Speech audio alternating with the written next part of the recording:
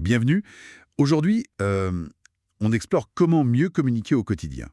On a sous les yeux différentes idées sur la façon dont nos mots nous façonnent et comment on peut s'exprimer plus clairement avec plus d'impact. L'idée de départ est forte, hein. Ce que l'on dit, c'est un peu qui l'on est pour les autres. Creusons ça. Tout à fait.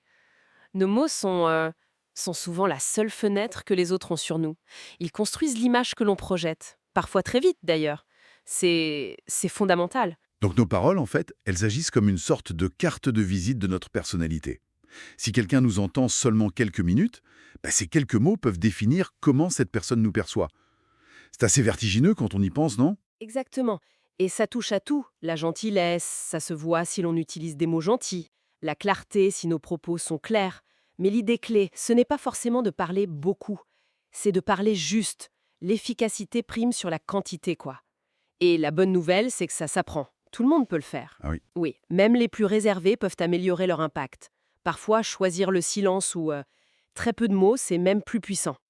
Ça me fait penser aux situations où la communication, elle dérape un peu.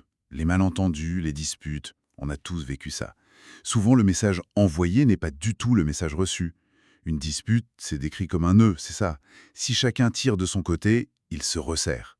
Comment on fait pour dénouer ça ensemble? Alors, une approche qui est intéressante, c'est de changer notre façon de questionner. Au lieu du réflexe un peu accusateur «pourquoi tu as dit ça?», qui met l'autre sur la défensive, tout de suite, on pourrait essayer par exemple «qu'est-ce que tu as entendu exactement?», ou même «qu'est-ce qui t'a amené à dire ça?». D'accord. Ça transforme la confrontation en curiosité partagée, en fait. On cherche à comprendre la perception de l'autre, pas juste à défendre la sienne.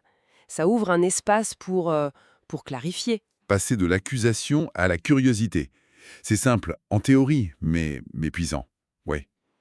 Et pour les conversations difficiles, celles qu'on redoute un peu d'avoir, la tendance, c'est souvent de tourner autour du pot, non? Oui, et il semble que l'approche directe soit souvent plus respectueuse en fin de compte, même si elle est inconfortable sur le moment. On parle d'ailleurs d'abandonner la fameuse technique du sandwich, vous savez, positif, négatif, positif. Ah oui, pourquoi ça s'annule?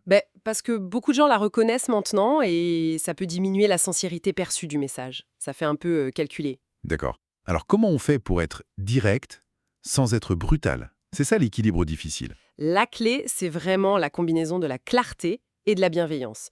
On peut préparer le terrain, par exemple, dire écoute, ce n'est pas une conversation facile pour moi. Ensuite, délivrer le message essentiel, sans détour inutile. Et une phrase qui peut aider ensuite, c'est quelque chose comme je te le dis parce que j'ai confiance en ta capacité à l'entendre. Ça renforce l'autre, au lieu de l'affaiblir. C'est intéressant ça. On peut aussi s'appuyer sur une qualité qu'on reconnaît chez l'autre. Sachant que tu es quelqu'un d'ouvert, les gens ont tendance à vouloir coller à l'image positive qu'on leur renvoie. Vous voyez? D'accord, d'accord. Ça demande du courage, c'est sûr. Mais que faire face à un commentaire volontairement blessant ou un manque de respect flagrant? On ne peut pas toujours être dans la bienveillance préparée. Non, c'est vrai. Une technique de désamorçage assez simple, c'est de demander calmement à la personne de répéter. Juste, pardon, peux-tu répéter ce que tu viens de dire? Hmm. Souvent, le simple fait de devoir le redire, sans l'effet de surprise ou l'impulsion du début, ça suffit à calmer le jeu. L'intention blessante perd de sa force. Ah oui, pas bête. Une autre option, c'est de questionner directement l'intention. Est-ce que ton but était de me blesser en disant ça? Ça met la personne face à ses responsabilités, et puis face à un manque de respect vraiment évident, parfois le silence. C'est la réponse la plus digne. On peut ensuite clore par une phrase comme « Je ne crois pas que ce commentaire mérite une réponse de ma part » et juste passer à autre chose. Ça permet de garder le contrôle sans entrer dans le conflit. Garder le contrôle, c'est lié à la confiance en soi, justement. Et comment on fait quand on manque un peu d'assurance pour prendre la parole, pour exprimer ses idées? Alors là, il y a plusieurs pistes intéressantes. La première est très physique. Respirer. Juste prendre une bonne inspiration avant de parler. Ça ancre, ça ralentit le débit, ça donne une impression de calme. Respiration simple, mais efficace. Très. Ensuite, cherchez à être concis. Éliminez les mots inutiles, les peut-être, les excuses un peu superflues.